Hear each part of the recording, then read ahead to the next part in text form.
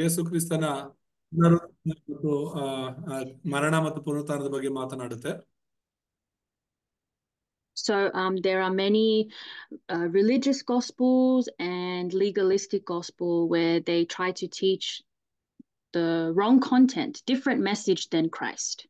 So ಅನೇಕ ಈ ಒಂದು ಏನು ಯೂದರಾಗ್ಲಿ ಅಥವಾ ಬೇರೆ ನೀತಿ ನ್ಯಾಯ ಅನ್ನೋ ಕುರಿತು ಇರುವಂತ ಸಭೆಗಳಾಗ್ಲಿ ಬೇರೆದೇ ಸುವಾರ್ತೆಯನ್ನ ಬೋಧಿಸ್ತಾ ಇದ್ದಾವೆ, ಕೇವಲ ಸುವಾರ್ತೆಯನ್ನ ಬೋಧಿಸ್ತಿಲ್ಲ.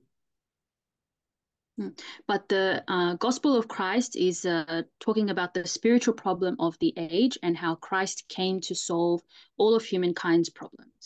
ಆದ್ರೆ ಈ ಒಂದು ಆತ್ಮಿಕ ಅಥವಾ ಸರಿಯಾದ ಸುವಾರ್ತೆ ಅನ್ನೋದು ಯೇಸು ಕ್ರಿಸ್ತನು ಬಂದು ಮುಖ್ಯವಾಗಿ ಯಾವ ಸಮಸ್ಯೆಗಳನ್ನ ಪರಿಹರಿಸಿದರು ಎಂಬುದರ ಕುರಿತು ಮಾತನಾಡ್ತಿದ್ರು.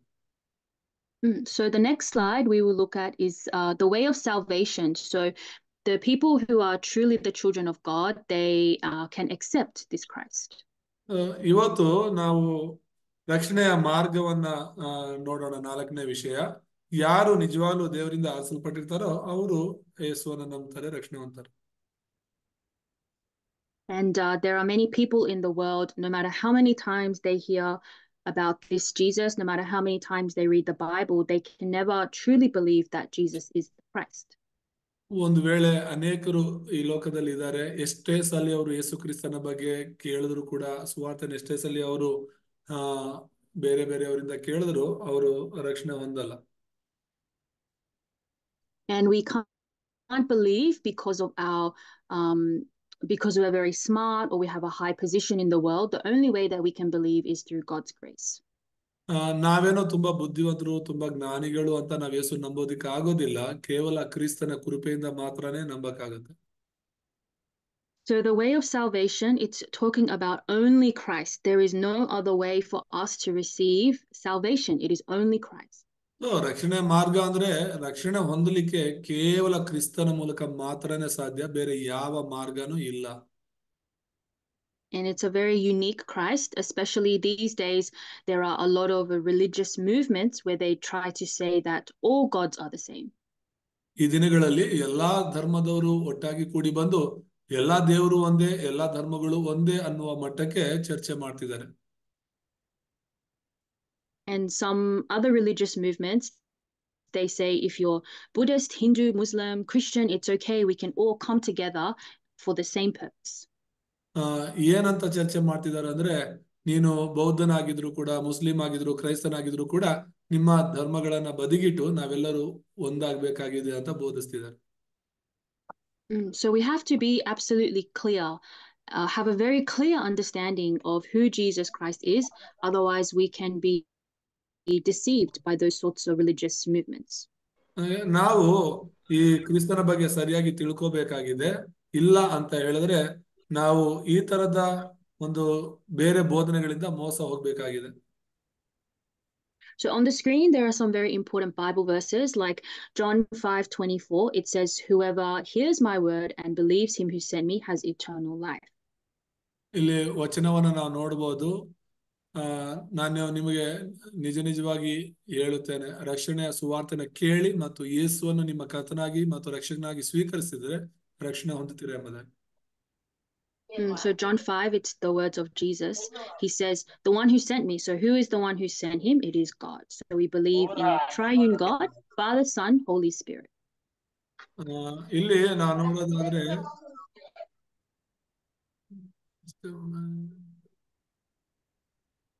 ತಂದೆ, ಮಗ, ಪರಿಶುದ್ಧಾತ್ಮನ ಒಂದು ಕಾರ್ಯವನ್ನ ನೋಡೋದಾದ್ರೆ ಯೋಹಾನ 5:24 ನೋಡ್ಬೋದು.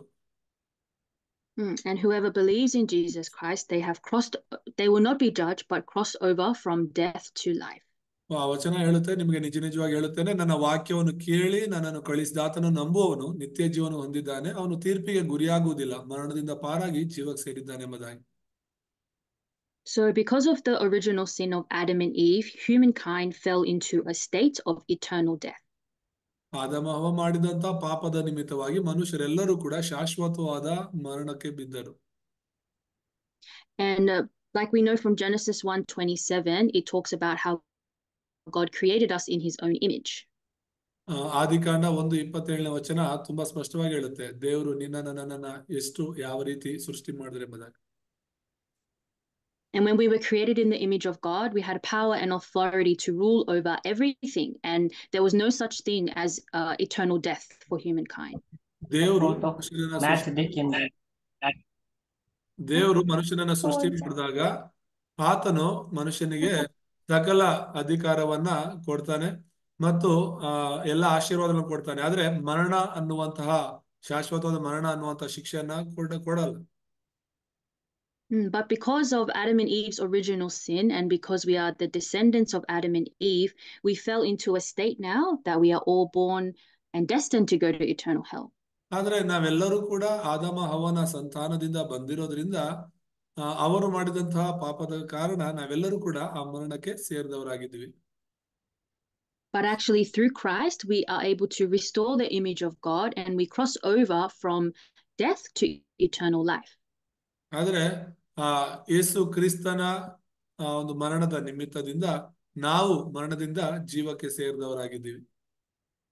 So it's a very scary state to be under the power of the devil, under the authority of death.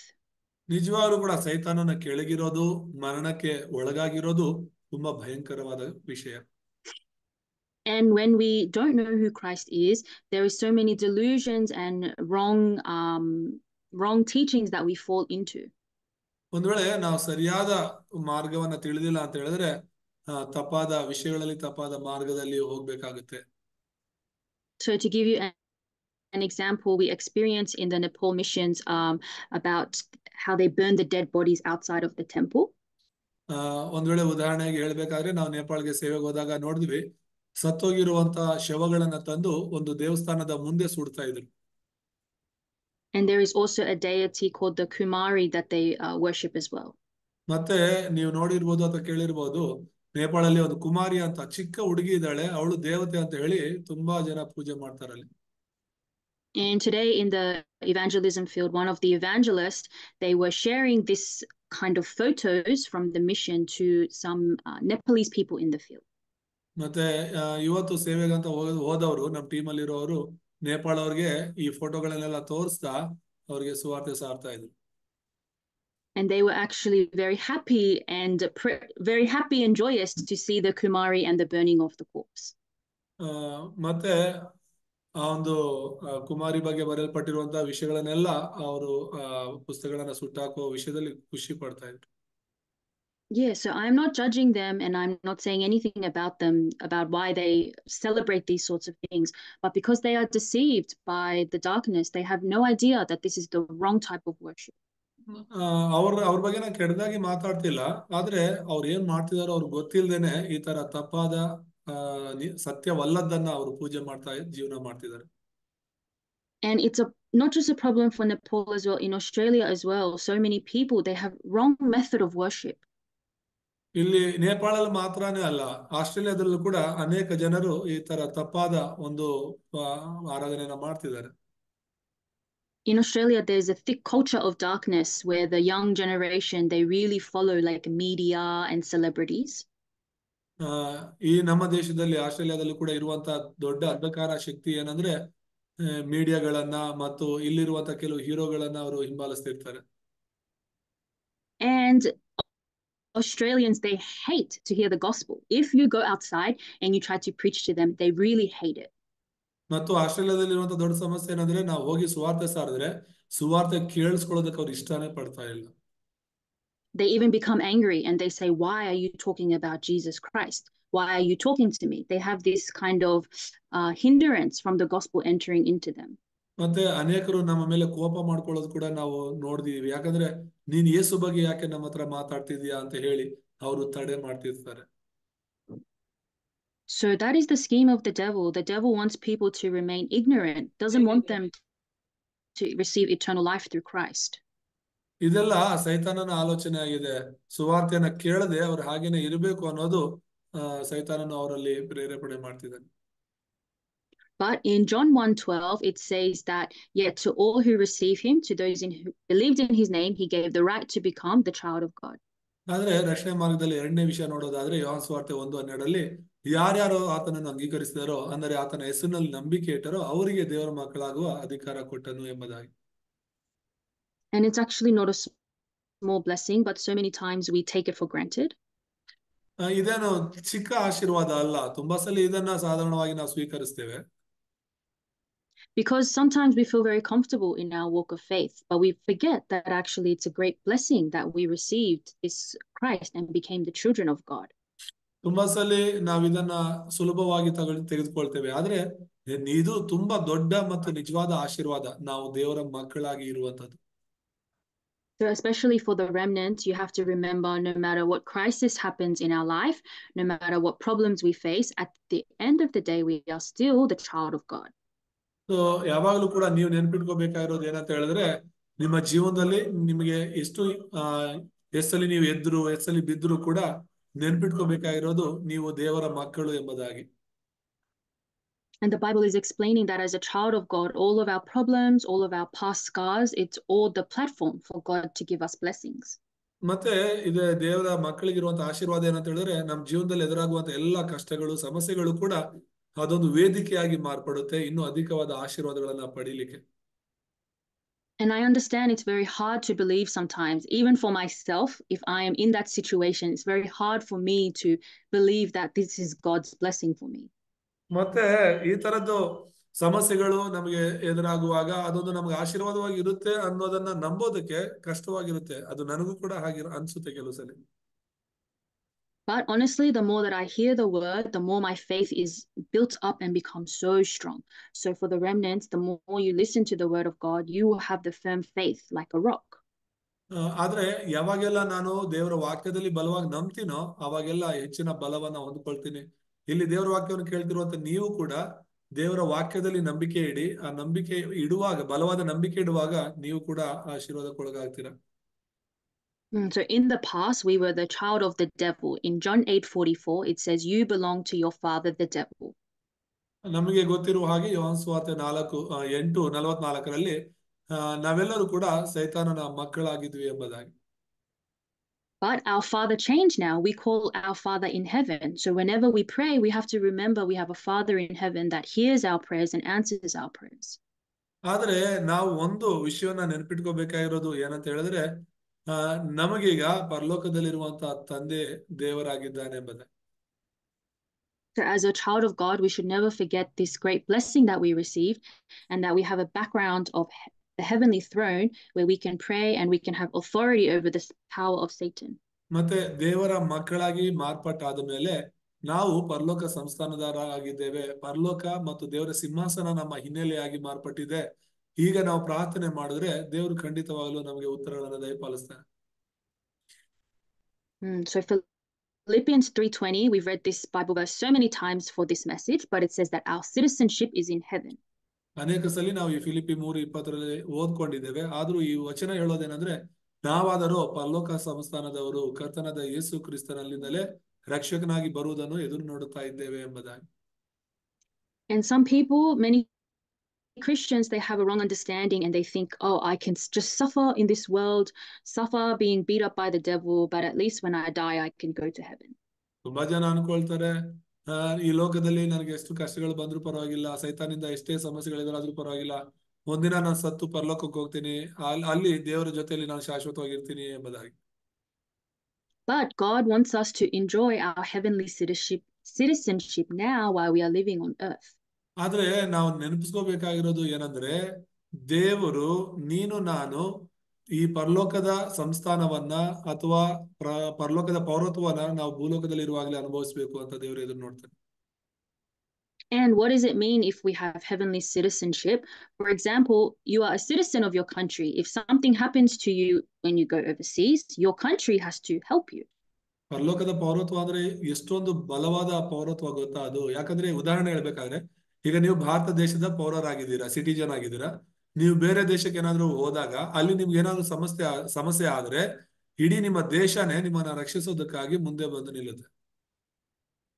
The Indian government, the Australian government, they are responsible for their citizens.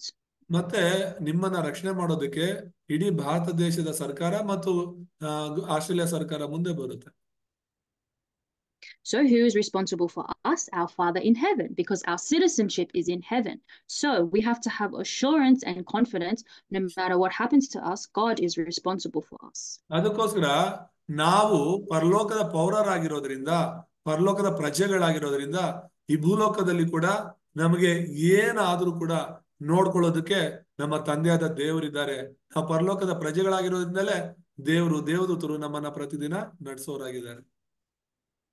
So in the Bible, like Apostle Paul, he really enjoyed his heavenly citizenship. So he was always bold whenever he proclaimed the gospel. ಈ ವಿಷಯವನ್ನ ಪೌಲನು ತುಂಬಾ ಬಲವಾಗಿ ನಂಬಿದ್ದ. ಅದಕ್ಕೋಸ್ಕರನೇ ಅವನು ಸುವಾರ್ತೆ ಸಾರಿದಾಗೆಲ್ಲ ಇದನ್ನ ತುಂಬಾ ಧೈರ್ಯವಾಗಿ ಸಾರ್ತಾನೆ. And Paul, he had Roman citizenship, but what he boasted the most about is the heavenly citizenship. ಪೌಲನು ಅವನಿದ್ದ ಕಾಲದಲ್ಲಿ ರೋಮಾಪುರದ ಒಂದು ಪೌರತ್ವವನ್ನು ಹೊಂದಿದ್ದ. ಅದು ತುಂಬಾ ಶ್ರೇಷ್ಠವಾದದ್ದು ಆ ಕಾಲದಲ್ಲಿ. ಆದ್ರೂ ಕೂಡ ಅವನು ಅದರಲ್ಲಿ ಹೆಚ್ಚಳ ಪಡದೆ ಪರಲೋಕದ ಪೌರತ್ವದಲ್ಲಿ ಹೆಚ್ಚಳ ಪಡುವನಾಗಿದ್ದ. So our citizenship is in heaven, but there is a plan of God that he has for us while we're living on this earth. ನಾವು ಪರಲೋಕದ ಪೌರರಾಗಿದ್ರು ಕೂಡ ಈ ಭೂಲೋಕದಲ್ಲಿ ಇದ್ದಾಗ ದೇವರದೇ ಒಂದು ಆಲೋಚನೆ ಇದೆ, ದೇವರ ಒಂದು ಯೋಜನೆ ಇದೆ. And that is world evangelization. We have to preach this gospel and save many souls for the kingdom of God. ಅದು ಏನಕ್ಕಂದ್ರೆ ನಾನು ನೀನು ಈ ಲೋಕದಲ್ಲಿ ಇರೋದು ದೇವರ ಲೋಕದ ಸುವಾರ್ತೆ ಮಾಡೋದಕ್ಕೆ, ಸ್ವಾತೀಕರಣ ಮಾಡಿ ಜನರನ್ನ ದೇವರ ಬಳಿಗೆ ಕರ್ಕೊ ಬರೋದಕ್ಕಾಗಿನೇ ನಾವಿನ್ನೂ ಈ ಲೋಕದಲ್ಲಿ ಇದ್ದೀವಿ. And we shouldn't just hold to world evangelization very vaguely. We have to pray for the deep answer. In my school, in my job, I want to discover the plan of God for me there. ಸುಮ್ಮನೆ ನಾನು ಲೋಕ ಸ್ವಾತೀಕರಣ ಮಾಡ್ತೀನಿ ಅನ್ಕೊಂಡು ಸುಮ್ಮನೆ ಇರೋದಲ್ಲ. ನಾವು ಹೆಚ್ಚಾಗಿ ಪ್ರಾರ್ಥನೆ ಮಾಡ್ತಾ ದೇವರಿಂದ ಉತ್ತರಗಳನ್ನ ಪಡೆಯುವವರಾಗಿರ್ಬೇಕು. Because the field that we are in, that is the field that God gave to us. And it's not insignificant. There is a great blessing that God prepared for us in our own field. So ನಾವು ನಮಗೋಸ್ಕರ ದೇವರು ಸಿದ್ಧ ಮಾಡಿರುವಂತಹ ಕ್ಷೇತ್ರದಲ್ಲಿದ್ದೀವಿ. ಆ ಕ್ಷೇತ್ರ ದೇವರು ನಮಗೆ ಕೊಟ್ಟಿರುವಂತದ್ದಾಗಿದೆ.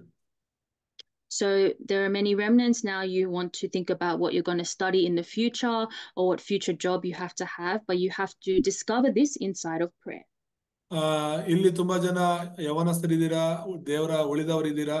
ನೀವು ಮುಂದೆ ಚೆನ್ನಾಗಿ ಓದ್ಬೇಕು ಮತ್ತೆ ಜಾಬ್ ಅನ್ನ ಹೊಂದ್ಕೋಬೇಕು ಅಂತ ಪ್ರಯತ್ನದಲ್ಲಿ ಇರ್ತೀರಾ. ಆದ್ರೆ ಆ ವಿಷಯಕ್ಕಾಗಿ ನೀವು ಈಗಲಿಂದಲೇ ಪ್ರಾರ್ಥನೆ ಮಾಡ್ಬೇಕು. And actually, the more that you hear the message, the more you can have assurance that you are an evangelist. And actually, regardless of where you go, you are there to save souls. So ನೀವು ಈಗಲಿಂದಲೇ ಪ್ರಾರ್ಥನೆ ಮಾಡುವಾಗ ನೀವು ಎಂತ ಒಂದು job ಹೋದ್ರು ಕೂಡ, ಎಂತ ಒಂದು ಕ್ಷೇತ್ರದಲ್ಲಿ ಕಾಲಿಟ್ರು ಕೂಡ, ನೀವು ಸ್ವಾರ್ಥಿಕರು ಅನ್ನೋದನ್ನ ಮರ್ಯಾದೆ ಇದ್ದಾಗ ದೇವರು ನಿಮ್ಮ ಮೂಲಕ ಆ ಕ್ಷೇತ್ರವನ್ನ ರಕ್ಷಿಸ್ತಾರೆ. So to be truthful, many remnants, they shake because they think that their job is their number one priority or their studies is the number one priority. ತುಂಬಾ ಜನ ದೇವರ ಮಕ್ಕಳು ಏನ್ ಅನ್ಕೊಳ್ತಾರೆ ಅಂದ್ರೆ ನಾನು ಕಷ್ಟಪಟ್ಟು ಓದೋದು ತುಂಬಾ ಮುಖ್ಯ ಅಂತ, ಎರಡನೇದಾಗಿ ನಾನು ಜಾಬ್ ಪಡ್ಕೊಳ್ಳೋದು, ಉದ್ಯೋಗ ಪಡ್ಕೊಳ್ಳೋದು ತುಂಬಾ ಮುಖ್ಯ ಅಂತ ಇರ್ತಾರೆ. But that is just a platform that God gave you. Your number one priority, your number one job is you are an evangelist, you're an ambassador of Christ. ಅದೆಲ್ಲ ಸರಿ, ಅದೊಂದು ವೇದಿಕೆ. ಆದ್ರೆ ಅದಕ್ಕಿಂತ ಮುಖ್ಯವಾದದನ್ನ ನೀವು ಕಂಡುಕೊಂಡು ದೇವರ ಸುವಾರ್ಥಿಕರಾಗಿ ನೀವು ಆ ಒಂದು ಕ್ಷೇತ್ರದಲ್ಲಿ ಕಾಲಿಡುವಾಗಲೇ ದೇವರ ಒಂದು ಕಾರ್ಯಗಳು ಅಲ್ಲಿ ನಡೆಯುತ್ತೆ. So in everything there is a priority. What do we have to hold to as a priority? We have to receive spiritual strength from the word of God. ಎಲ್ಲದರಲ್ಲೂ ಕೂಡ ಒಂದು ಮುಖ್ಯತ್ವವನ್ನ ಕೊಡ್ಬೇಕಾಗತ್ತೆ. ನೀನ್ ಯಾವ್ದಕ್ಕೆ ಹೆಚ್ಚು ಪ್ರಾಮುಖ್ಯತೆ ಅಥವಾ ಪ್ರಾಧಾನ್ಯತೆ ಕೊಡ್ತೀಯ ಅನ್ನೋದು. ಸೊ ಯಾವ್ದಕ್ಕೆ ಹೆಚ್ಚು ಪ್ರಾಧಾನ್ಯತೆ ಕೊಟ್ರು ಕೂಡ ದೇವರ ಒಂದು ಬಲವನ್ನ, ಆತ್ಮಿಕ ಬಲವನ್ನ ಹೊಂದ್ಕೊಳ್ಳಲಿಕ್ಕೆ ಪ್ರಾರ್ಥಿಸ್ಬೇಕು. If we don't receive the spiritual strength, no matter how hard we study, no matter how hard we work, it is all in vain. All of our energy is wasted. ಒಂದ್ ವೇಳೆ ನೀನು ದೇವರ ಕೃಪೆಯನ್ನ, ದೇವರ ಬಲವನ್ನ ಹೊಂದ್ಕೊಂಡಿಲ್ಲ ಅಂತ ಹೇಳಿದ್ರೆ ನೀನ್ ಎಷ್ಟೇ ಕಷ್ಟಪಟ್ಟು ಓದಿದ್ರು ಕೂಡ ಅನೇಕ ಸಲ ಅದು ವ್ಯರ್ಥವಾಗಿರುತ್ತೆ. Because we are a spiritual being, we cannot deny. We have a physical body, but we have a spirit inside of us that needs to be revived. ನಾವು ಶಾರೀರಿಕವಾಗಿ ಬದುಕ್ತಾ ಇದ್ದೀವಿ ನಿಜ, ಆದ್ರೆ ಅದಕ್ಕಿಂತ ಹೆಚ್ಚಾಗಿ ನಾವು ಆತ್ಮಿಕ ವ್ಯಕ್ತಿಗಳು. ನಮ್ಮಲ್ಲಿರುವಂತ ಆತ್ಮ first ಬಲಗೊಳ್ಳಬೇಕು. So Ephesians 2:8, let's read together Ephesians 2:8 on the screen. ನಾಲ್ಕನೇದಾಗಿ ಎಫೆಸ 2:8 ಓದ್ಕೊಳ್ಳೋಣ. ನಂಬಿಕೆಯ ಮೂಲಕ ಕೃಪೆಯಿಂದಲೇ ರಕ್ಷಣೆ ಹೊಂದಿದವರಾಗಿದ್ದೀರಿ. ಆ ರಕ್ಷಣೆಯು ನಿಮ್ಮಿಂದ ಉಂಟಾದದ್ದಲ್ಲ, ಅದು ದೇವರ ವರವೇ. Amen. Amen. Our faith is the gift of God. Like I said, it's not something we can receive because we are smart or we have a high position. ನಂಬಿಕೆ ಅನ್ನೋದು ಕೂಡ ದೇವರ ಕೃಪೆಯಾಗಿದೆ, ದೇವರಿಂದಲೇ ಬರುವಂತದ್ದಾಗಿದೆ. ಇದೇನೋ ಆ ನಂಬಿಕೆ ಅನ್ನೋದು ನಾವು ಹೆಚ್ಚು ಜ್ಞಾನ ಇರೋದ್ರಿಂದ, ಹೆಚ್ಚು ಬುದ್ಧಿವಂತರಾಗಿರೋದ್ರಿಂದ ಹೊಂದಿಕೊಳ್ಳೋದಲ್ಲ. And unfortunately, many people, they as well look down on the gospel, especially in Australian culture. They always look down on God and people who believe in God. ತುಂಬಾ ಜನ ಈ ನಂಬಿಕೆಯನ್ನ, ದೇವರ ಸುವಾರ್ತೆಯನ್ನ ಕೀಳಾಗಿ ನೋಡ್ತಾ ಇದ್ದಾರೆ. ಆಸ್ಟ್ರೇಲಿಯಾದಲ್ಲೂ ಕೂಡ ಅಷ್ಟೇ, ತುಂಬಾ ಜನ ಸುವಾರ್ತೆಯನ್ನಾಗ್ಲಿ ದೇವರ ಮಕ್ಕಳನ್ನಾಗ್ಲಿ ಕೀಳಾಗಿ ನೋಡೋರಿದ್ದಾರೆ. They think that believing in God and having faith in God is for weak people. ಅನೇಕರು ಯೋಚನೆ ಮಾಡೋದೇನಂದ್ರೆ, ಯೇಸುವನ್ನ ನಂಬೋದು, ಯೇಸುಗಾಗಿ ಜೀವಿಸೋದು ಯಾರಂದ್ರೆ ಬಲಹೀನರು ಮಾತ್ರನೇ ಅಂತ ಹೇಳಿ. Well, what they totally don't understand is that we are being saved from the fundamental problems, from the hand of the devil. ಆದ್ರೆ ಅವ್ರಿಗೆ ಅರ್ಥ ಆಗದೆ ಇರೋದು ಏನಂದ್ರೆ, ನಾವು ಒಂದು ಮೂಲಭೂತ ಸಮಸ್ಯೆಗಳಿಂದ, ಸೈತಾನನಿಂದ ರಕ್ಷಿಸಲ್ಪಟ್ಟಿದ್ದೀವಿ ಅನ್ನೋದನ್ನ ಅರ್ಥ ಮಾಡ್ಕೊಳ್ಳೋದ್ರಲ್ಲಿ ಎಡುತ್ತಿದ್ದಾರೆ. So from the moment that Satan came into this earth, the Bible says he will continue to be alive until the second coming of Christ. ಸತ್ಯವೇದ ಏನ್ ಹೇಳುತ್ತೆ ಅಂದ್ರೆ, ಆದಿಯಲ್ಲೇ ಸೈತಾನ ಕಾಣಿಸ್ಕೊಳ್ತಾನೆ, ಮತ್ತು ಯೇಸು ಕ್ರಿಸ್ತನ ಎರಡನೇ ಬರುವಿಕೆಯ ತನಕನೂ ಕೂಡ ಸೈತಾನನು ಈ ಲೋಕದಲ್ಲಿ ಇರ್ತಾನೆ ಎಂಬುದಾಗಿಯೇ ಬರೆಯಲ್ಪಟ್ಟಿದೆ. So what kind of battle are we fighting? We are fighting the spiritual battle. That is the true battle that we're fighting. ಹಾಗಾಗಿ ನೀನು ನಾನು ಹೋರಾಡ್ತಿರುವಂತಹ ಹೋರಾಟ ಎಂತದ್ದು ಅಂತ ಹೇಳಿದ್ರೆ, ಅದು ಆತ್ಮಿಕವಾದ ಹೋರಾಟ, ಅದು ನಿಜವಾದ ಹೋರಾಟವಾಗಿದೆ. And all of us here, we are believers. We are the saved children of God. But why do we feel like sometimes we can experience failure in our life? ಈ ತರ ನಾವು ಜೀವಿಸ್ತಾ ಇದ್ರು ಕೂಡ ಯಾಕೆ ನಮ್ಮ ಜೀವನದಲ್ಲಿ ಕೆಲವು ಸರಿ ಸೋಲುಗಳನ್ನ ಪಡ್ಕೊಳ್ತಿರ್ತೀವಿ? The reason why many believers fail is because of our old nature. Our old nature always comes back to us. ತುಂಬಾ ಜನರು ಅವರ ಜೀವಿತಗಳಲ್ಲಿ ಅನೇಕ ಸಲ ವಿಫಲರಾಗೋದು ಏನಕ್ಕಂದ್ರೆ ಅವರ ಹಳೆಯ ಸ್ವಭಾವಗಳ ನಿಮಿತ್ತ. So the Bible verse that we read, John 5:24, it says we already crossed over from death to life. ಯೋಹಾನ 5:24 ಈಗಾಗಲೇ ಓದ್ಕೊಂಡ ಹಾಗೆ ನಾವೆಲ್ಲರೂ ಕೂಡ ಈಗಾಗಲೇ ಯೇಸುವಿನಲ್ಲಿ ನಂಬಿಕೆ ಇಟ್ಟವರು ಮರಣದಿಂದ ಪಾರಾಗಿ ಜೀವಕ್ಕೆ ಸೇರಿದವರಾಗಿದ್ದೇವೆ.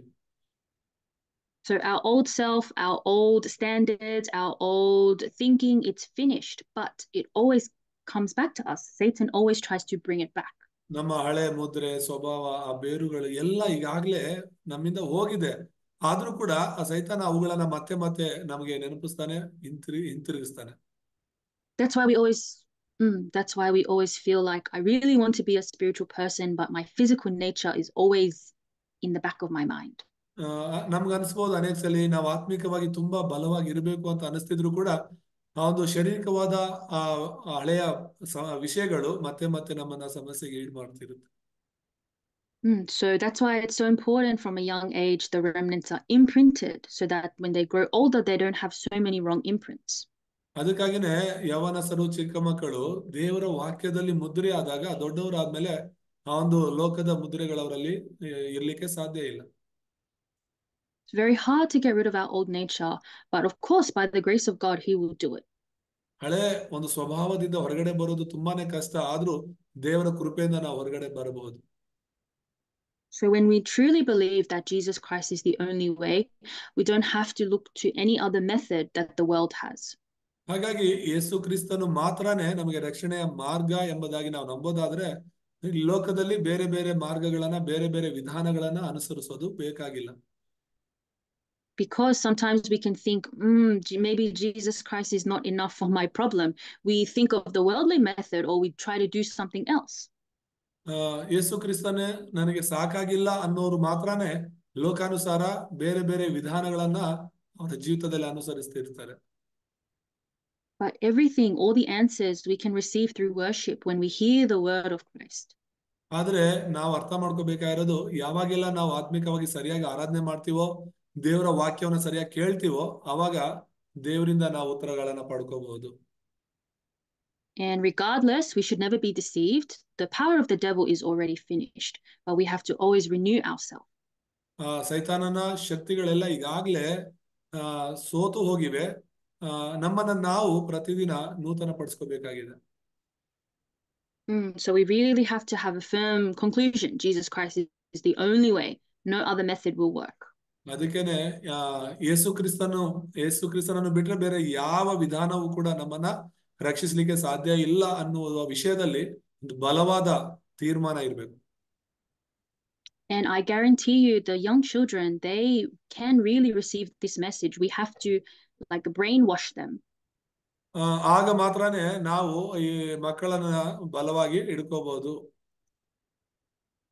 Keep imprinting them, keep telling them only Jesus Christ, they will be so firm. ಸತತವಾಗಿ ನಾವು ಈ ಸತ್ಯ ವಾಕ್ಯಗಳನ್ನ ಮುದ್ರೆ ಮಾಡ್ತಾ ಇರ್ಬೇಕು ಅವರಲ್ಲಿ. So let's look at the next slide, the child of God. ಮತ್ತೆ ಮುಂದಿನ ವಿಷಯವನ್ನು ನೋಡೋಣ, ದೇವರ ಮಗು ಎಂಬುದಾಗಿ.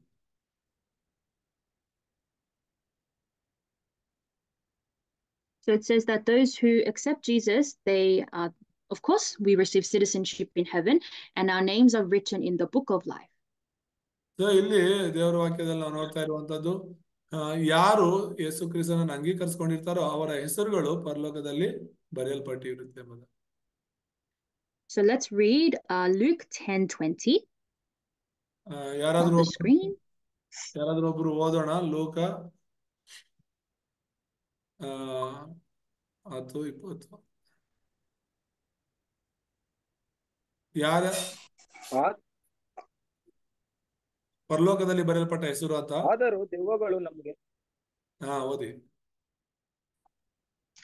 ಆದರೂ ದೆವ್ವಗಳು ನಮಗೆ ಅಧೀನವಾಗಿವೆ ಎಂದು ಸಂತೋಷ ಪಡದೆ ನಮ್ಮ ಹೆಸರುಗಳು ಪರಲೋಕದಲ್ಲಿ ಬರೆದಿರುತ್ತೇವೆ ಎಂದು ಸಂತೋಷ ಪಡಿರಿ ಎಂಬುದಾಗಿ ಹೇಳಿದನು. Amen. Amen. So we have a spiritual authority. That's the beginning of that Bible verse. It's saying that we have spiritual authority where the evil spirits, they submit to us.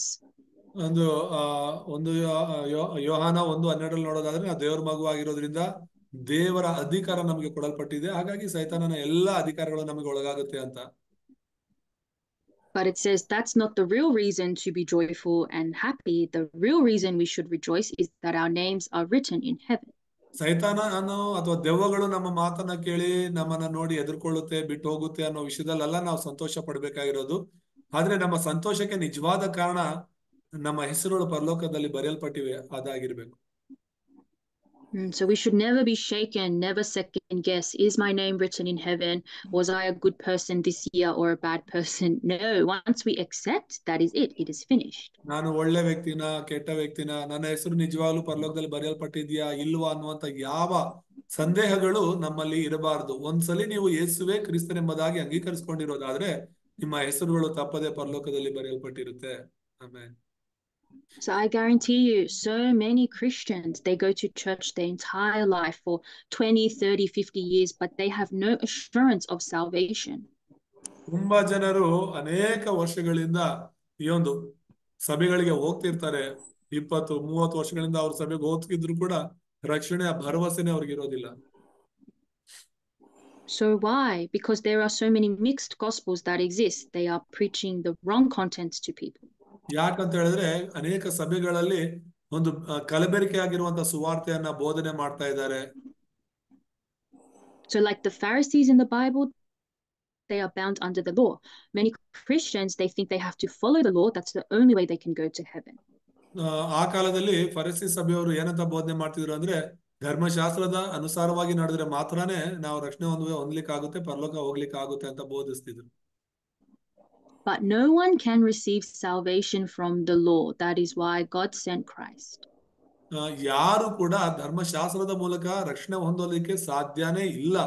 ಅದಕ್ಕೋಸ್ಕರನೇ ದೇವರು ಲೋಕವನ್ನು ಪ್ರೀತಿಸಿ ತನ್ನ ಮಗನನ್ನ ಕಳಿಸಿದ್ದು. If the law could save us from the fundamental problems, from the deception of Satan, the power of Satan, then there is no need for God to send Jesus Christ. ಒಂದು ವೇಳೆ ಧರ್ಮಶಾಸ್ತ್ರ ನಮ್ಮನ್ನ ಸೈತಾನ, ಪಾಪ, ನರಕವೆಂಬ ಮೂಲ ಸಮಸ್ಯೆಗಳಿಂದ ಬಿಡಿಸುವುದಾದರೆ ಯೇಸು ಕ್ರಿಸ್ತನ ಲೋಕಕ್ಕೆ ಬರುವ ಅವಶ್ಯಕತೆನೇ ಇರ್ತಿರ್ಲಿಲ್ಲ. But the law and our good deeds, our hard work, effort, we all know that that is all in vain. We have to believe Jesus is the Christ. ಧರ್ಮಶಾಸ್ತ್ರ ಇರ್ಲಿ, ನಮ್ಮ ಒಂದು ಒಳ್ಳೆ ಕಾರ್ಯಗಳಿರ್ಲಿ, ನಮ್ಮ ಪ್ರಯತ್ನಗಳಿರ್ಲಿ, ನಮ್ಮ ತತ್ವಜ್ಞಾನ ಇರ್ಲಿ, ಏನೇ ಇರ್ಲಿ, ಅದ್ಯಾವುದು ನಮ್ಮನ್ನ ರಕ್ಷಣೆ ಮಾಡ್ಲಿಕ್ಕೆ ಸಾಧ್ಯ ಇಲ್ಲ. ಯೇಸು ಕ್ರಿಸ್ತನಲ್ಲಿ ನಂಬಿಕೆ ಇಡುವುದು ಒಂದೇ ಮಾರ್ಗವಾಗಿದೆ. And in the Bible, I believe it was Abraham, I think Abraham, he said to forgive the sins of the people, otherwise take his name out of the book of life. Yeah, Moshe only said that. Moses, sorry. Yeah, Moshe ಹೇಳ್ತಾನೆ, ನನ್ನ ಅಂದ್ರೆ ಈ ಜನರ ತಪ್ಪುಗಳನ್ನ ಕ್ಷಮಿಸು, ಇಲ್ಲ ಅಂತ ಹೇಳಿದ್ರೆ ನನ್ನ ಹೆಸರನ್ನ ಇವರ ಒಂದು ತಪ್ಪಿನ ಪರವಾಗಿ ಆ ಒಂದು ಜೀವಬಾಧ್ಯರ ಪಟ್ಟಿಯಿಂದ ತೆಗೆದುಹಾಕು ಅಂತ. So it means Moses, he had the assurance that his name is written in the book of life and that his name can never be removed. ಅಂದ್ರೆ ಅದರ ಅರ್ಥ ಏನು ಅಂದ್ರೆ, ಮೋಶೆಗೆ ಅವನ ಹೆಸರು ಪರಲೋಕದಲ್ಲಿ ಬರೆಯಲ್ಪಟ್ಟಿರೋದು ಗೊತ್ತಿತ್ತು, ಆ ಭರವಸೆ ಇತ್ತು, ಅದಕ್ಕೆ ಅದನ್ನ ಹೇಳ್ತಿದ್ದಾನೆ. But also, how much did Moses truly pray for the people to be forgiven for their sins? He had a true heart for the evangelism of the nation. One more minute left. So ಆ ಒಂದು ಮೋಶೆಗೆ ಆ ಒಂದು ನಂಬಿಕೆ ಇತ್ತು, ಆ ಒಂದು ನಿಜವಾದ ಇಸ್ರಾಯೇಲರನ್ನು ರಕ್ಷಿಸಬೇಕು ಅನ್ನುವಂತ ಹೃದಯ ಇತ್ತು ಎಂಬುದಾಗಿ ನೋಡ್ತೀವಿ. So through the message, we are continuously confirming, I am a child of God. You have to brainwash yourself with this message. ಹಾಗಾಗಿ ಇಂಥ ಒಂದು ದೇವರ ಸುವಾರ್ತೆಯಿಂದ ನಮ್ಮ ಹೃದಯಗಳನ್ನ ಬಲವಾಗಿ ಹಿಡ್ಕೋಬೇಕು. This is the method to have the sure faith and stand firm wherever you go. ಇಂಥ ಒಂದು ನಂಬಿಕೆಯನ್ನು ಹೊಂದಿಕೊಂಡೆ ನಾವು ಎಲ್ಲಿ ಹೋದ್ರೂ ಕೂಡ ಹೋಗ್ಬೇಕು. Sorry, so time is up. Let us pray and conclude. ಪ್ರಾರ್ಥನೆ ಮಾಡ್ಕೊಳ್ಳೋಣ. ನಮ್ಮನ್ನು ಬಹಳವಾಗಿ ಪ್ರೀತಿಸುವಂತಹ ತಂದೆಯ ದೇವರೇ, ನಮ್ಮೆಲ್ಲರನ್ನ ಬಲಪಡಿಸಿರಿ, ನಿಮ್ಮ ಕೃಪೆಯಿಂದ ತುಂಬಿಸಿರಿ. ಈ ವಾಕ್ಯವು ನಮ್ಮ ಹೃದಯದಲ್ಲಿ ಮುದ್ರೆ ಆಗಲಿ, ಯೇಸು ನಾಮದಲ್ಲಿ ತಂದೆ, ಆಮೆನ್.